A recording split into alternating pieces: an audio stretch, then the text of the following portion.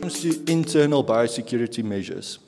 An all-in, all-out system is your cheapest form of treatment that you will ever have on your own farm. What is meant with an all-in, all-out system? It means you have only certain age groups or production groups in one house or one compartment. You don't have different ages mixing with one another, or you don't have different production groups mixing with one another. This helps to prevent disease spread in your herd better than any type of medicine will ever do. And do you actually clean and disinfect between groups? What products are you using? Are you using products that are registered for pig diseases? Your perimeter fence. This will be your #1 defense against any diseases on your own farm. And I'll get a little bit later into it, how this fence should actually look like. Do you have visitor protocols? I just talked about the 3 days that you have to be clean before you can visit a new farm. Do you have a logbook to keep track on who has visited you, where they have been in contact with pigs, and do you actually provide them with clean protective clothing when they visit your farm? You can't expect someone to come to your farm and bring its own clothes because it's a risk. You have to provide them the clothes to eliminate that risk. Vehicle disinfection. Any vehicle entering your site should be disinfected in a way to prevent any new diseases coming onto your farm. Limit new pig introductions. So remember, the easiest way for a disease to get into your herd is to bring in a sick pig. That is the easiest way your healthy pigs will get sick. So anytime you want a new pig to come onto your farm, it needs to come from a trusted source that you know at least get a known health status from him. So what is farm biosecurity?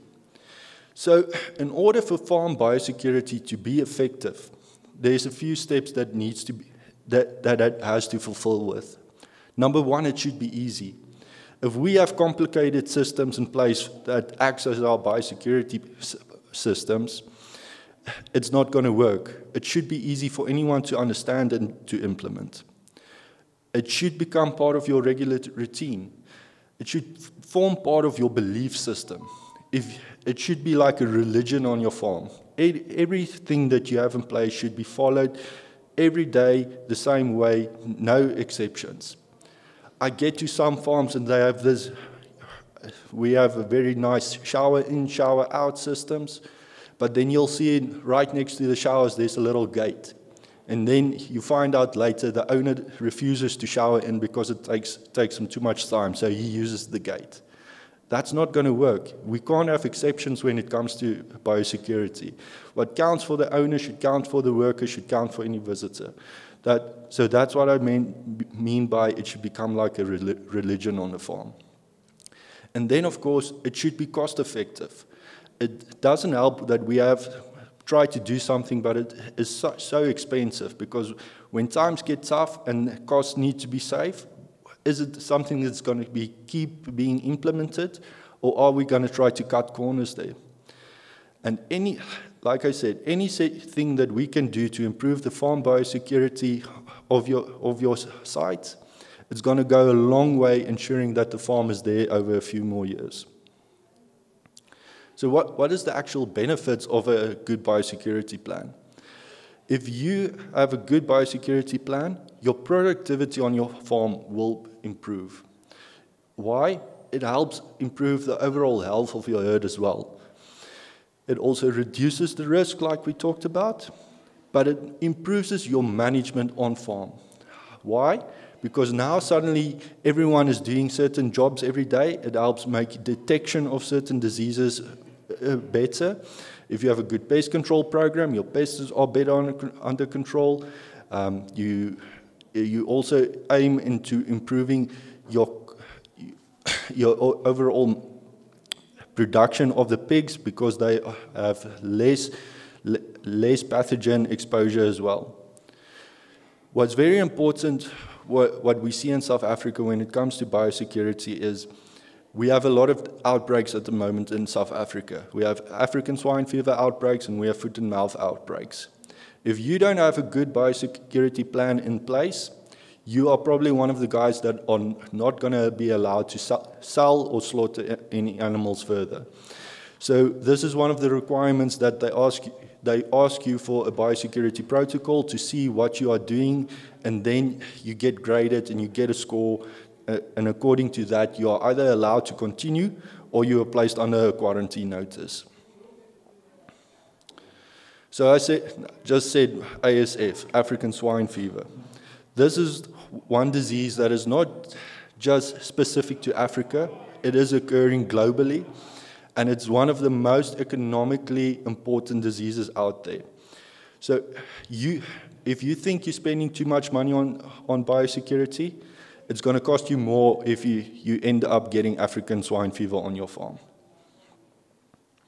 So now we get to what can you actually do. So fencing. We in South Africa want a fence of at least 1.8 meters. It's also better if you have a double fencing. It's very important that this fence should be pig-proof. Now, how does a pig-proof fence look like? A pig-proof fence has a concrete base at the bottom to prevent pigs from actually digging underneath the fence, and it also has a mesh to prevent that pig from going through the fence. It's very important as well that you actually maintain this fence. It doesn't help that you put up a fence, but you never go and check if there's any breaks or holes underneath. So you have to do daily fence checks. This fence will keep out unauthorized people, but also the animals. If there are any gates, that gate should be locked every day. There should be signs around your farm saying no entry, this is a biosecure area. Otherwise, you're inviting people onto your farm. Now, how do you as owner or workers get onto the farm? There should be a shower facility. Now, if you really want to go all the way, there should be a shower facility with water so that you can wash yourself when you enter that site. How does it look? You have a dirty area and a clean area. At the dirty area, you leave all your clothes, you go through the shower, and then you enter the clean area where the farm provides clothes for whoever enters the site. There doesn't necessarily have to be water. We call this a dry shower. A dry shower is actually very much used in Denmark, which is one of the countries that is leading on the pig sector. They believe if you have a proper dry shower, you already effectively control any new diseases introduction into the farm. A dry shower, basically, just like I said now, you leave your dirty clothes on the dirty side, and then the farm provides you with their own clothing, and then you can also have a hand disinfection at that site. Very important, you are not allowed to take any item from yourself into the farm. When I visit my farms, I'm not allowed to take my phone in. My phone stays on the outside. And also very important, you're not allowed to bring anything out from the farm. So one of your biggest risk areas on a farm is going to be the canteen or where you and your personnel have to go for lunch. Why is it so important? This is the one area where we actually take and bring something that can cause something like African swine fever into our sites. So number one rule for any canteen, no pork will be eaten on site. Any food or drinks that you have should remain in the canteen and not go outside of there. There should be wash basins where you can wash your hands after eating lunch to prevent you from, if you have possibly come into contact with African swine fever, from taking it into the site. So I talked about disinfecting your vehicles and saying it should be done properly. I get to farms and then they have a nice knapsack with a disinfectant and they want to disinfect your tires when you enter. But the guy disinfecting the tires only sprays the top of the tire that's exposed. He doesn't even spray the whole tire. This is something that you can actually stop doing it. It's not any benefit to you. For a proper disinfecting vehicle, you need to spray that vehicle from top to bottom, especially the bottom. Because remember, what happens when you drive through mud? It splatters all underneath the side of the car. That's your risk. If you've driven through something that carries a bacteria or a pathogen, that's where it's going to sit. It's not necessarily going to stick to the tire. So if you want to disinfect vehicles, it has to be done around the entire vehicle as good as you can. Also important, use registered disinfectant products. So what vehicles will probably come onto your farm? Vehicles carrying feed, vehicles carrying your pigs to the market, or vehicles that is coming to deliver pigs as well. So very important, any vehicle coming to your site needs to be disinfected. Animals. I said we want to limit any animals coming to our farm because that's the easiest way that you will infect new animals. So even the animals leaving your farm, that vehicle coming to pick up your animals. If you have a pig running onto the truck or the car picking up your animals and it turns back and it runs into your farm, that is a risk. So you need to be able to control that as good as you can. If that animal's on that vehicle, it's not allowed back into our site. Warthogs and feral pigs. That's why we need pig-proof fencing. These animals carry a lot of disease that will, if they infect your pigs, will kill them, but that doesn't necessarily kill them. So we want to keep them out. Cats. It's something I see on a lot of farms because they are used as rodent control. And yes, they do control rodents very effectively, but they are a risk to your farm. Why do I say this? There has been numerous studies showing cats will travel over 1 kilometer to go and scavenge on carcasses.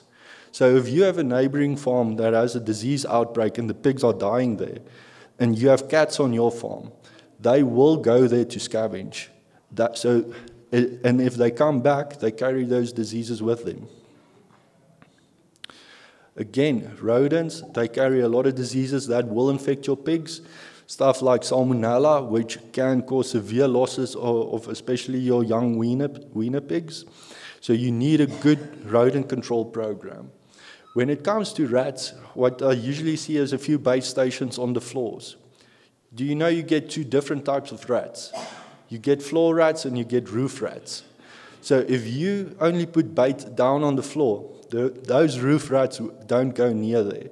So I get to farms and the farmer will tell me, yeah, I'm putting out a lot of bait, I'm putting out poison, it's not working.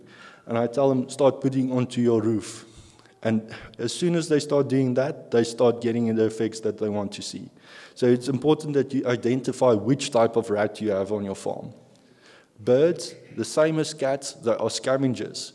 So we are moving towards where we bird-proof a lot of our houses, so that we don't allow birds to even come into the pig houses as well. Now, your feed that you use.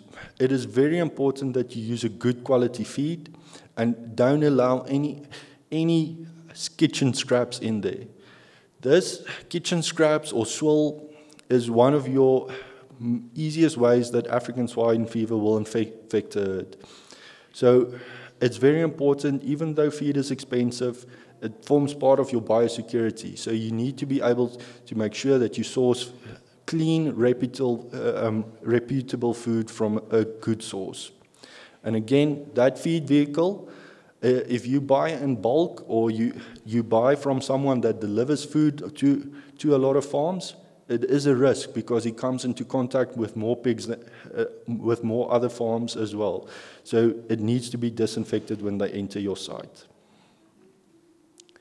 Now, part of the biosecurity program is daily inspection of your pigs. You need to be trained to be able to identify a sick pig and know how to treat that sick pig. Do you know how to do post-mortems? Because that will help you to identify what type of disease you're struggling with and also aim into improving how quickly you should isolate and treat it. So if we think on what is one of our biggest contributing factors to a disease spread into our herd, and that is our hands. We touch sick and healthy pigs with our hands. So if you go around and you treat your sick pigs, your hands are contaminated. And if you go and process your healthy pigs, you're actually carrying over that disease. So it's very important that your hands should be washed on a regular basis. Carry a disinfectant with you on the farm so that between each pig that you work with, that you actually wash your hands or disinfect them. That goes the same for your boots, for your tools that you use on the farm, syringes. Anything that comes into contact with the pigs should be washed and clean. So the last part of the biosecurity I want to touch on is your effluent or manure. So it's very important that your manure that you collect on your farm should be removed from the site. It carries a lot of pathogens, and it also acts as it also attracts pests, which can, again, bring in diseases. So very important, should be off-site. It should also be controlled in such a manner to limit other disease spread to some of your neighboring farms. Also pay attention where your water drains. It doesn't help that you have a vehicle wash station, but all that water drains through your farm. Now when we get to diseases, I want my farmers to be able to identify these 6 symptoms. I don't want complicated diagnoses from a farmer side. I want them to be able to tell me, was it a sudden death? Did they notice the pigs coughing or sneezing? Did they notice diarrhea? Was the pig lame? Did they see any swollen joints? Did the pig show them any nervous signs? Or was it a skin type of disease that they saw? If they can identify any of these symptoms for me, it makes my job as a vet a lot easier to make the final diagnosis as well as treatment recommendation. So, first disease we're going to touch on is African swine fever. I said it a few times now. This is a highly contagious viral disease. So very important, viral. What does a viral disease mean? It means there is no treatment for it. It's a virus. Unfortunately, there is also no vaccine for it. So this means if you get African swine fever, all your pigs are going to die, 100%. All of them, from your adult sow to your newly born piglet. It is a very, very dangerous disease in the sense for pigs. It doesn't affect us as humans, but it will kill all your pigs on your farm. So how is it spread?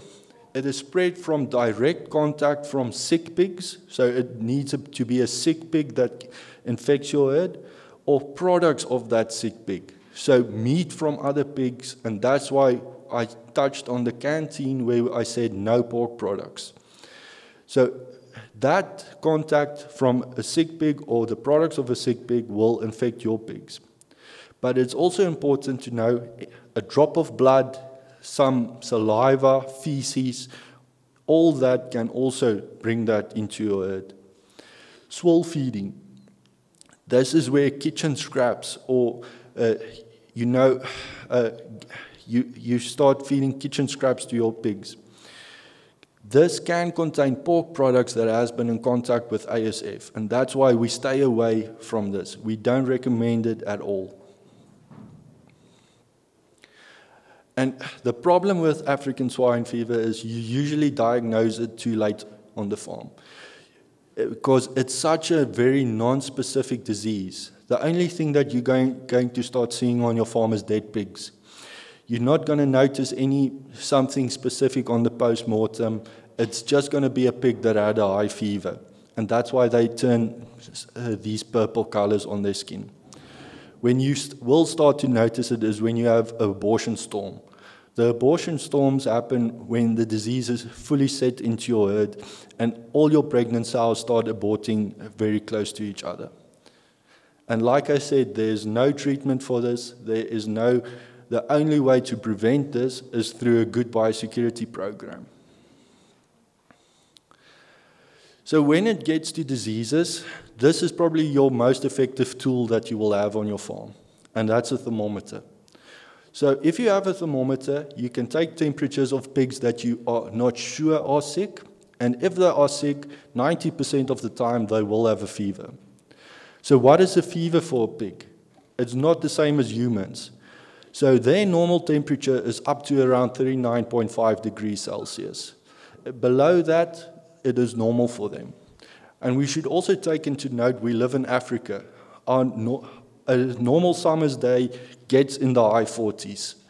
And this will push up this normal temperature also a bit for pigs. So I get concerned when my pig's temperatures are above 40 degrees Celsius.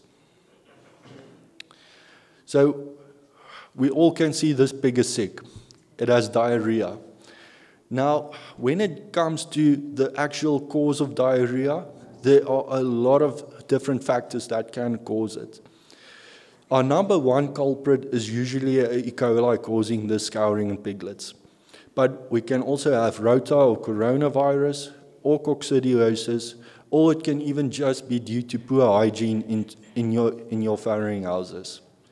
So how do we prevent something from this occurring? A lot of you have probably heard of the vaccine like LitterGuard before. LitterGuard is one of the vaccines that we inject the sows, but it is to prevent scouring in our piglets.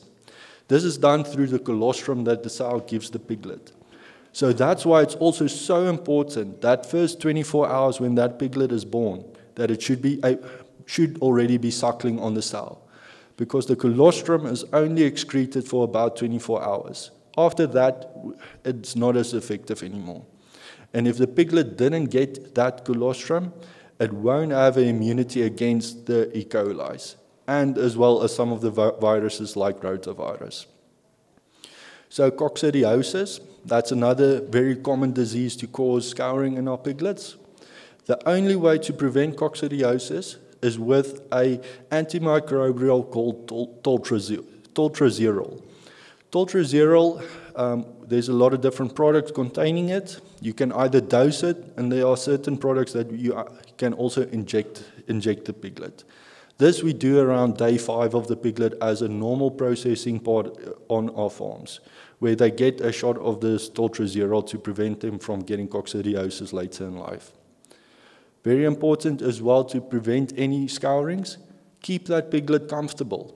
It should be in a warm environment, which is also dry. So the ideal temperature of a piglet is around 32 degrees Celsius.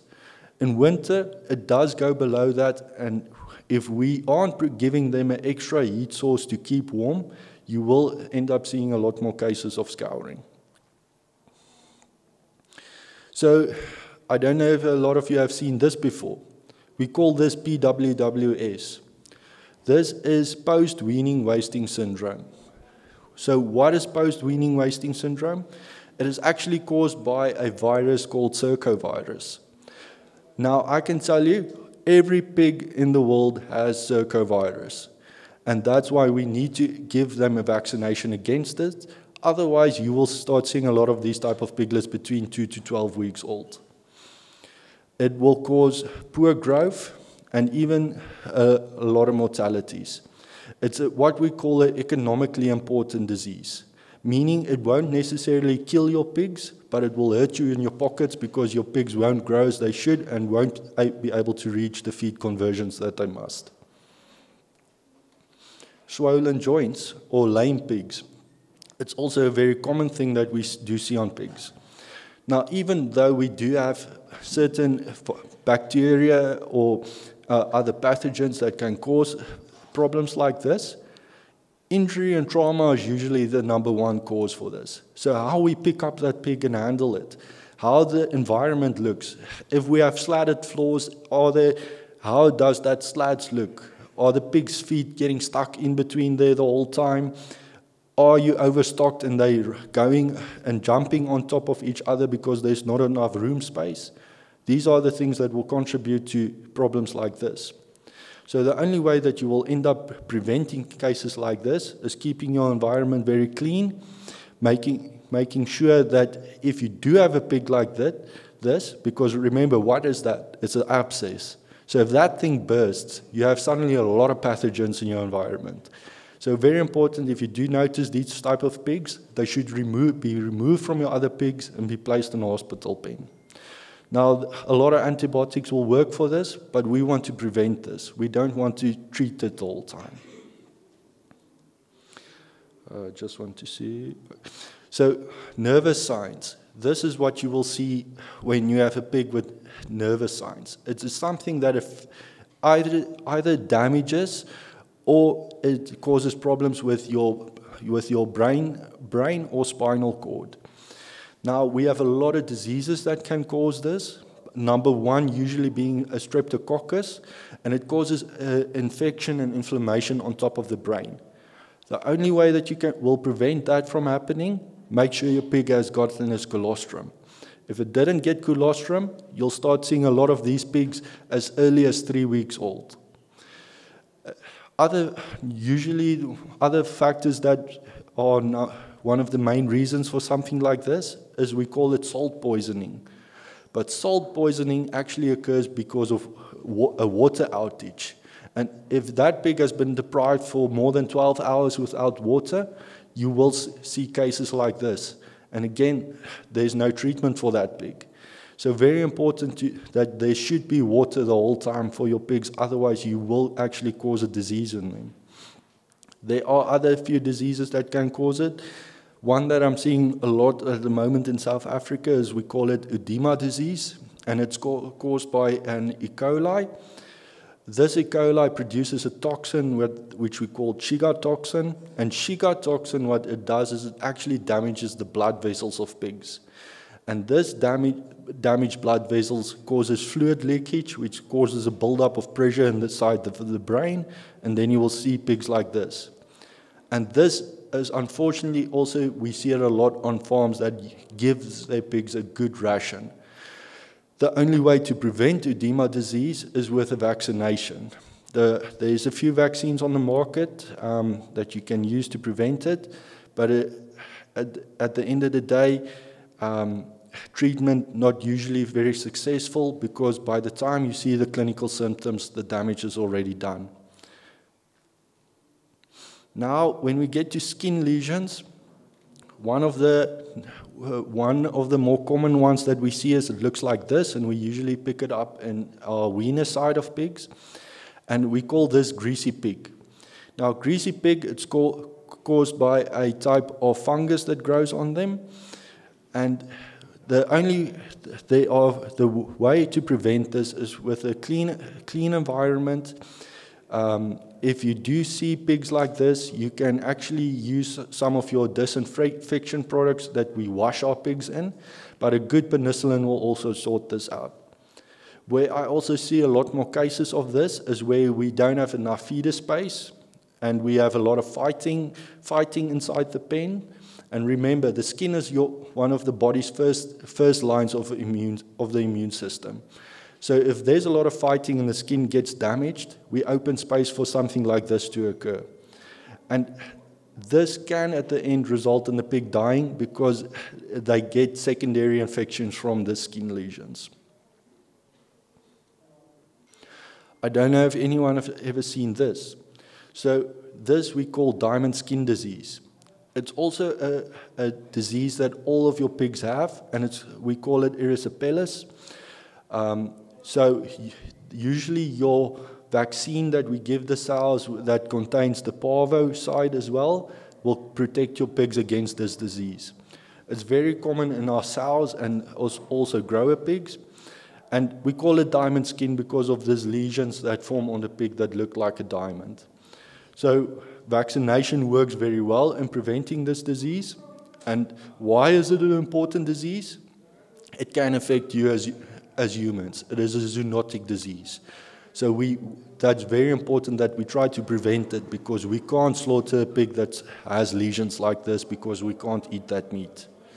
Antibiotics, penicillin also works very well if you do see some of these cases, because it is also stress related.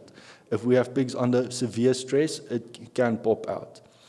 Actually, some of the cases where I seen it the most is where there was a veld fire, and all that smoke traveled through the pig farm, and the pigs got stressed because of all that smoke, and they couldn't breathe normally as they should. A few days later, the whole grower side broke and looked like this. Also, another disease that occurs in all pigs, and it is called ileitis.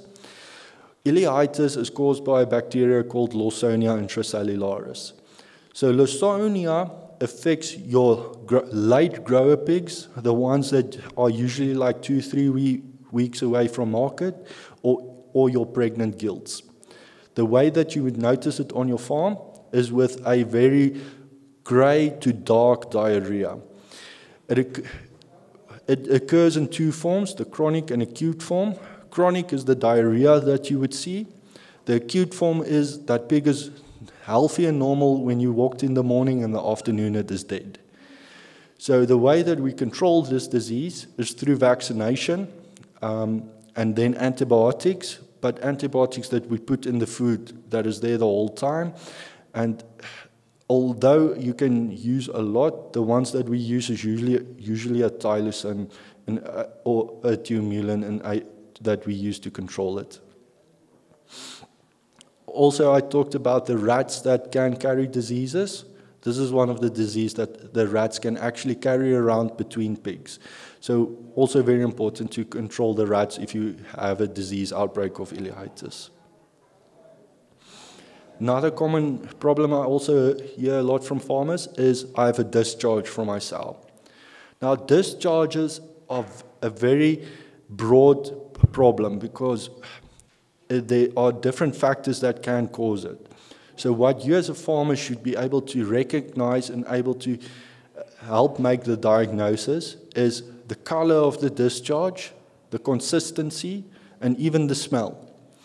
So if we're talking about a metritis type of infection, which usually happens after she has given birth, it is usually a very dark type of color, and it has a very foul smell.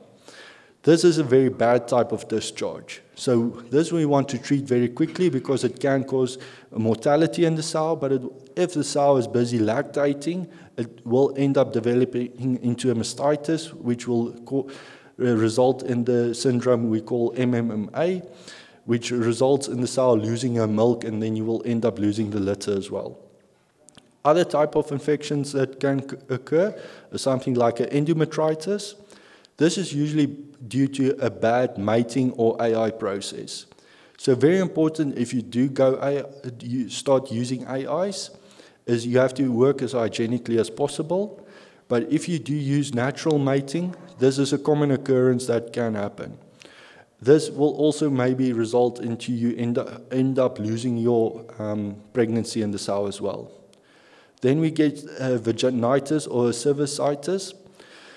This is usually a very clear type of discharge. It doesn't usually have a smell. And these type of discharges we don't necessarily treat because it is a normal thing to occur in the sow, and it doesn't carry out any risks for the sow as well. So don't know if you can see that, but that is not spaghetti noodles. That is worms. So worms, they are very, very difficult to treat because once they're on your farm, they're actually there to stay because it's very difficult to get rid of the whole cycle of the worm. So we usually think if we see worms, the only negative symptom that we will have on the farm is bad growth, but that's not true. They can cause death due to bloating of the pig, or they can even cause a very severe lung problem in your pigs. So if you have severe coughing, and I pick up on where I usually see I have a problem with worms on the farm is when I go to the abattoir to inspect some pigs, is we can actually see on the liver itself there is worms. So if I see that and I know there's coughing on the farm, it's probably due to the worms. So the cycle of the worm works like this. The pigs will ingest the eggs of the worm. That eggs will go to the stomach of the pig, and that's where they will hatch. That first larva will go and they will migrate through the stomach, through the liver, into one of the arteries, move up until the lungs of the pig, and then they go through the lungs of the pig, and the pig will cough that up and they will swallow them in, and that's how the cycle continues. So you can just imagine if something is going through your stomach, through your liver and lungs, you aren't going to be very healthy. Now, how we control worms is through deworming products and keeping our environment very clean. So there's a lot of different products that you can use, but you have to use them strategically. So we usually treat the pigs a week or 2 weeks before they go into the farrowing house. This will make the sow clean while she's busy lactating. This also means our piglets getting born doesn't necessarily get infected. And if we have a good biosecurity program where we clean in between batches and we work in very hygienically pig houses, we can actually carry that through without bringing out new outbreaks of the disease. This is also one of the things, if you buy a high health pig, they don't have worms. So you end up saving all the cost of actually running a deworming program as well. Prolapses, another very common occurrence on pig farms. This can happen due to a very bad case of diarrhea. So if that pig has to strain a lot because it had a severe case of diarrhea, it will develop a prolapse.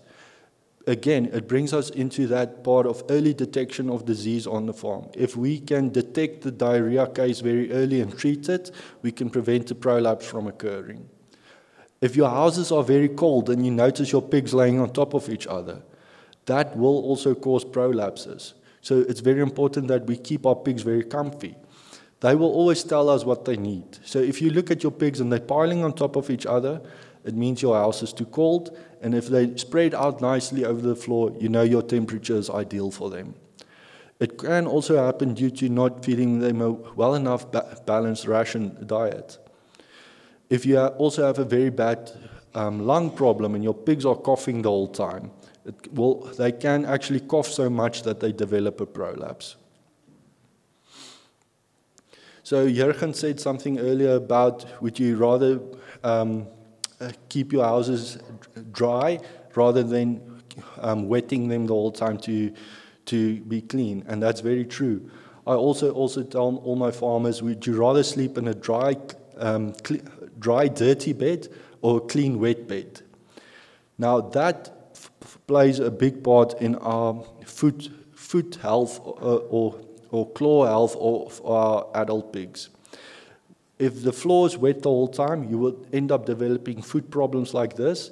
And if your foot looks like this, it's very hard to get them back to normal.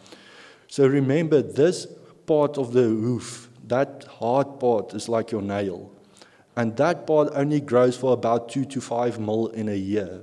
So if you have damage that looks like this, you're not going to fix it within a year's time. So it's rather better to prevent something like this from occurring rather than trying to treat it. And the only way that you will be able to do this is by ensuring the environment is kept hygienically and dry the whole time. So other risk factors for this is how does your flooring look? Is there a lot of cracks? Do the pigs slip? And even your nutrition. There are a lot of minerals and which plays a big role in this. So that's why it's very important that you feed a well-balanced ration for them as well. Abortions. So even though there are infectious causes that will cause abortions, like parvo disease, which we vaccinate for, there are a lot of non-infectious causes that will also cause a sow to abort. Stress, nutrition not being adequate, a lot of trauma or fighting, genetic factors. So sometimes you can get that there's actually something wrong with the uterus of the sow, and then they won't be able to carry the pregnancy, or hormonal imbalances. Now, the important part of the hormones is that we have certain type of mycotoxins that will mess up with the sow's normal hormones that can cause her to abort. Vomiting. It's also something that you will see on your farm. There are certain type of diseases that will cause it, but again, the mycotoxins plays a role there. So we have one mycotoxin which is very important on pig farms, and it's called DON. DON is also known as vomitoxin. So you hear it in the word vomitoxin. It binds to the brain of the pig and actually makes them nauseous. So they end up vomiting as well. The worms as well can cause the pigs to vomit. And then stress. So I don't know if any of you ever got heartburn before. Pigs also get heartburn. And stress plays a big role in that. And that heartburn can get so bad in pigs that they develop stomach ulcers. And if you ever have a sow that dies, always cut open the stomach to look inside. And sometimes the only thing that you will see if you cut open that stomach is a lot of blood. And that comes from the stomach ulcer. So it's very important always to work with your pigs in a stress, calm-free way and make sure that they're as comfortable as they can be. Another thing that's very common on pigs that doesn't come from a IL farm is coughing. So we have a few diseases that's very important in that. In South Africa, it's APP, which is Actinobacillus, or Mycoplasma. These two, any lung problem is very difficult to control. You do it through vaccinations and as well through antibiotic programs. I said the worms will also cause you to cough, and this sow was actually due to worms that she was coughing like that. So very important that worms should be controlled as far as possible. Environmental factors, high ammonia levels because you're not getting rid of the manure as you should, will also cause a severe pressure on the lungs of the animals. So thank you for listening. It's a very quick summary of some of the diseases that we see. The problem when it comes to pig health and diseases, it's all farm specific. For example, if I talk about a vaccination program, I don't have a one size fits all. It's all my vaccination programs are specified for every farm that I visit to target the problems that farm experiences.